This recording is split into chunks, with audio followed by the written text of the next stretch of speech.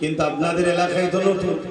এখন আপনারা কতটা মহব্বত করেন, কতটা ভক্তি করেন সেটা তো আমার জানা নাই।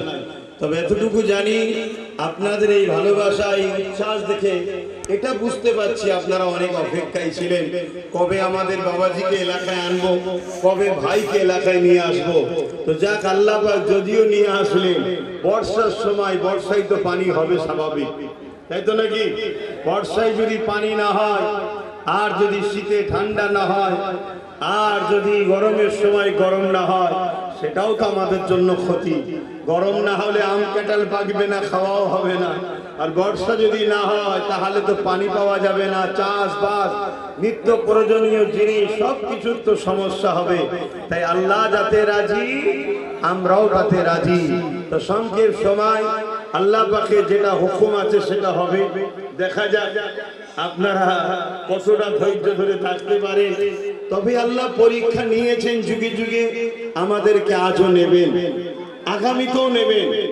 আজ যদি সামান্য পানিতেই যদি আমরা পিছিয়ে যাই, তাহলে কাল আমাদের সামনে যখন বিরাট লড়াইয়ের দিন আসছে, একদিকে থাকবে সন্ত্রাসবাদরা, জঙ্গিবাদরা, আতঙ্কবাদরা, জালিমরা, অত্যাচারীরা, খুনিরা একদিকে, আর একদিকে আমাদেরকে ন্যায়ের পক্ষে, সত্যের পক্ষে, মানবতার পক্ষে, সাম্যের পক্ষে, গরিবের পক্ষে, আল্লাহর সৃষ্টিকে বাঁচাবার জন্য আমাদেরকে তো লড়াই করতে হবে। সেই লড়াইয়ে আমরা যদি জীবন দিমাল সব কুরবান করতে পারি, তবেই তো আল্লাহর প্রতীক্ষায় প্রকৃত কামিয়াবি হতে পারলাম। মনে রাখবেন, এই দুনিয়া আমাদের জন্য পরীক্ষা। আল্লাহ কোরআনের মধ্যে আমাদেরকে পাঠিয়েছেন, দুটো কাজের কথা বলেছেন, যেই দুটো কাজ তোমাদেরকে করার জন্য দুনিয়ায় পাঠালাম। তা'মুরুনা বিল মা'রুফ ওয়া তানহাউনা আনিল মুনকার। হে উম্মতে মুহাম্মাদী, আল্লাহ তোমাকে আমাকে দুটো কাজ দিয়েছেন, আর এজন্য আল্লাহ বলেছেন কুনতুম খায়রা উম্মাতিন, আমরা হলাম শ্রেষ্ঠ উম্মত। জোরে বলুন সুবহানাল্লাহ।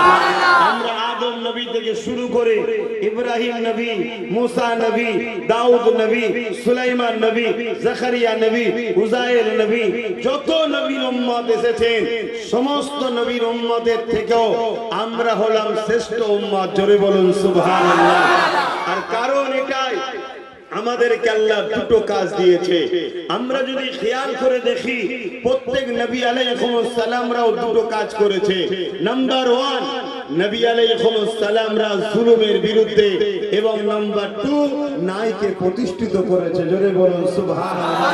আরেকটু আপনাদেরকে বলি, প্রত্যেকটা